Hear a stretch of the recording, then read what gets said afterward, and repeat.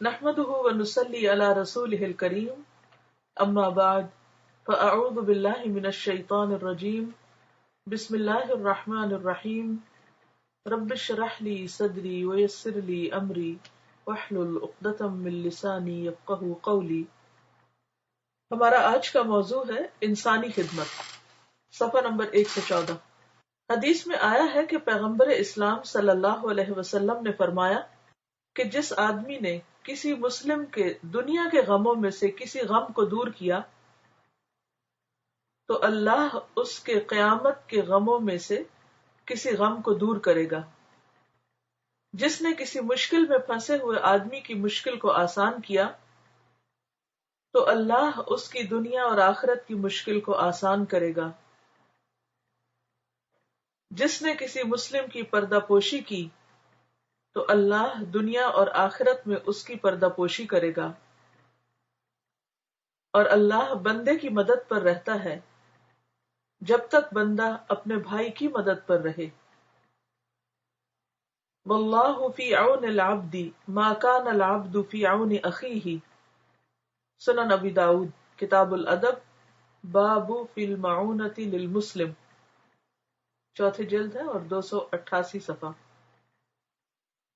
بہت ہی خوبصورت حدیث ہے۔ یہ لکھتے ہیں کہ اسلام کی اس تعلیم میں انسانی خدمت کے معاملے کو ہر آدمی کا ذاتی معاملہ بنا دیا ہے۔ اس کے مطابق کوئی آدمی جب کسی انسان کی مدد کرتا ہے تو وہ اپنے آپ کو خدا کی مدد کا مستحق بناتا ہے، یعنی انسان جب کسی کی مدد کرتا ہے تو دراصل وہ اپنی مدد کے لیے کام کرتا ہے۔ اس نے جو کچھ دوسروں کے ساتھ کیا ہے وہی زیادہ بڑے پیمانے پر وہ خدا سے اپنے لیے پا لیتا ہے، کیونکہ اللہ تعالیٰ کے ہاں تو ہر چیز کی کثرت ہے۔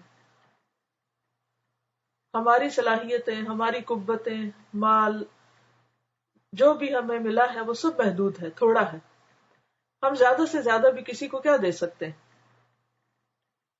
اپنی حیثیت اور صلاحیت کے مطابق تھوڑی سی مدد اور خدمت کر سکتے ہیں، لیکن بدلے میں جو کچھ اللہ کی طرف سے ملتا ہے اس کی تو کوئی انتہا ہی نہیں، دنیا میں بھی اور آخرت میں بھی، کیونکہ اللہ تعالیٰ کسی ایک چیز کا بدلہ صرف اسی شکل میں نہیں لوٹاتے، اس سے بہتر میں لوٹاتے ہیں۔ ایک نیکی کا بدلہ 10 گنا ہے، کم از کم، منیمم، اور زیادہ کی تو کوئی حد ہی نہیں۔ اور آخرت تو اپنے سائز کے اعتبار سے، یعنی جنت جو ہے، ارضها السماوات والارض، اس کی چوڑائی آسمان و زمین کے برابر ہے، اور سب سے بڑی بات یہ کہ اسے کبھی ختم ہی نہیں ہونا۔ تو انسان آج کسی کو تھوڑا سا بھی دے کر اپنے لیے اتنا کچھ کما لیتا ہے کہ جسے کبھی ختم ہونا ہی نہیں۔ یہ تعلیم آدمی کے اندر انسانی خدمت کا غیر معمولی جذبہ پیدا کر دیتی ہے۔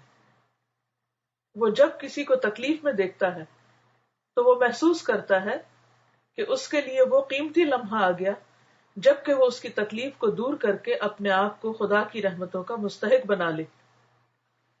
یعنی اگر وہ کسی کو تکلیف یا پریشانی میں دیکھتا ہے تو اسے یہ ٹینشن نہیں ہوتی کہ ہائے اب مجھے اس کی خدمت کرنی پڑے گی یا اس کی مدد کرنی پڑے گی، بلکہ وہ یہ سوچتا ہے کہ اب میرے لیے وقت آ گیا ہے کہ میں اس کی مدد کر کے اللہ کی رحمت کو اپنی طرف متوجہ کروں، اللہ کی رحمت کا مستحق بن جاؤں۔ اسی طرح جب وہ دیکھتا ہے کہ کوئی انسان مشکل میں پھنسا ہوا ہے تو وہ اس کو مشکل سے نکالنے کے لیے دوڑ پڑتا ہے، کیونکہ اس کو یقین ہوتا ہے کہ دوسرے کی مشکل کشائی، یعنی مشکل سے اسے نکالنا، خود اس کے لیے نازک تر مواقع پر مشکل کشائی کا سبب بنے گی۔ یعنی اگر آج میں کسی کے کام آؤں گا تو کل مجھ پہ اگر کوئی مشکل پڑی تو سخت اللہ میرے کام آئے گا۔ جب کسی کا عیب اس کے علم میں آتا ہے، یعنی کسی کی غلطی، کسی کی خامی، خرابی، تو وہ اس کا اشتہار کرنے کی بجائے وہ اس کو چھپاتا ہے۔ اس طرح وہ اپنے آپ کو اس قابل بناتا ہے کہ خدا اس کے عیبوں کو چھپائے۔ دنیا کا نظام اس طرح بنا ہے کہ یہاں کبھی کوئی شخص ضرورت مند ہوتا ہے اور کوئی شخص اس پوزیشن میں ہوتا ہے کہ وہ ضرورت مند کے پاس پہنچے اور اس کی ضرورت کو پورا کرے۔ یہ حالات اس لیے ہیں تاکہ صاحب حیثیت آدمی دوسرے کی مدد کر کے اپنے آپ کو خدا کی مدد کا مستحق بنائے، اور جس کی مدد کی گئی ہے وہ احسان مندی کا اظہار کر کے اپنے اندر اعتراف کے جذبے کی پرورش کرے، یعنی وہ بھی اس احسان کو مانے اور اس پر جو کسی نے مہربانی کی ہے اس کا اعتراف کرے، اسے اکنالج کرے، اس پر شکر گزار ہو. اور اس طرح جب کوئی انسان کسی کے لیے شکر گزار ہوتا ہے تو اللہ تعالیٰ اس شکر گزار انسان کو مزید اپنی رحمتوں اور نعمتوں سے نوازتا ہے. اس سے آپ دیکھیے کہ ہمارے دین کی کس قدر خوبصورتی سامنے آتی ہے کہ انسان بڑے بڑے مشکل کاموں کو اپنے لیے پھر آسان سمجھتا ہے. تھوڑی دیر کے لیے سوچئے کہ کیا آپ کے ارد گرد، آپ کے جاننے والوں میں، آپ کے رشتہ داروں میں، آپ کے دوستوں میں کوئی ایسا شخص ہے کہ جو کسی ڈپریشن کا شکار ہو مثلا، یا کسی دکھ یا تکلیف میں مبتلا ہو، یا کسی وجہ سے اسے کوئی بیماری ہو یا کوئی اور تکلیف ہو. تو سوچئے کہ آپ اس کے لیے کیا کر سکتے ہیں، اس کے کیسے کام آ سکتے ہیں، اس کو کیسے مدد دے سکتے ہیں. اور آپ کی یہ کوشش خالص بھی اس وقت ہو سکتی ہے جب آپ یہ سب کچھ صرف اللہ کے لیے کریں. اور اللہ کے لیے کرنے کا مطلب کیا ہے کہ اس کوشش اور اس محنت پر اللہ سے اجر چاہیں، کیونکہ آپ کو وعدہ دیا جا رہا ہے کس بات کا، کہ اگر آپ نے کسی مسلمان کا غم دور کیا تو اللہ تعالیٰ قیامت کے دن آپ کا غم دور کر دے گا. اور قیامت کا دن کس قدر فکر اور پریشانی اور غموں سے بھرا ہوا دن ہوگا. ہر انسان اس دن حسرت میں مبتلا ہوگا. پھر اسی طرح اگر کوئی شخص مشکل میں پڑا ہوا ہے تو آپ آنکھیں بند کر کے نہیں گزر جائیں گے یا اسے اگنور نہیں کر دیں گے، بلکہ کیا سوچ کے آگے بڑھیں گے کہ اگر میں نے اس کی مشکل آسان کی تو اللہ تعالیٰ میری دنیا اور آخرت کی مشکلوں کو آسان کر دے گا. اس طرح آپ اس شخص کی مدد کر کے اس پر احسان بھی نہیں جتاتے کیونکہ آپ اللہ کے لیے کر رہے ہوتے اور اس سے کوئی صلہ بھی نہیں چاہتے، بالکل بے لوث ہو کے مدد کرتے. ہم میں اور دوسرے لوگوں میں فرق یہی ہے کہ بہت سے لوگ دوسروں کے کام آتے بھی ہیں لیکن کسی مالی مفاد کی وجہ سے، کسی جاب پر ہوتے ہوئے، جاب کی ضرورت کے پیش نظر، یا اسی طرح کچھ اور چیزیں. لیکن اصل بات یہ ہے کہ ہمیں جواب میں بدلہ، یعنی کسی کے بھی جب ہم کام آئیں تو جواب میں بدلہ اس سے نہ چاہیں، کیونکہ وہ تو بیچارہ خود مدد کا مستحق ہے، وہ کیا بدلہ دے گا ہمیں. جو خود ضرورت مند ہے وہ ہماری ضرورت کیا پوری کرے گا؟ جو خود مشکل میں گرفتار ہے وہ ہمیں مشکل سے کیسے نجات دے گا؟ جو خود غم کا مارا ہوا ہے وہ ہماری خوشی میں کیا اضافہ کرے گا؟ لیکن الحمدللہ ہم سب کا اللہ پر ایمان ہے، جس کے لیے ہم سب یہ کام کرتے ہیں، کہ اگر ہماری نیت میں یہ بات آ گئی، یہ بات ہم کو سمجھ آ گئی کہ اس کا بدلہ ہم نے اللہ سے لینا ہے، کسی سے تعریف نہیں ہمیں چاہنی، کسی سے ہمیں کوئی غرض نہیں کہ وہ ہمیں کیا سمجھتا ہے، کیونکہ بعض اوقات یہ بھی ہوتا ہے کہ آپ اچھا کام کر رہے تھے، لوگ آپ کو برا بھلا کہنے لگتے ہیں.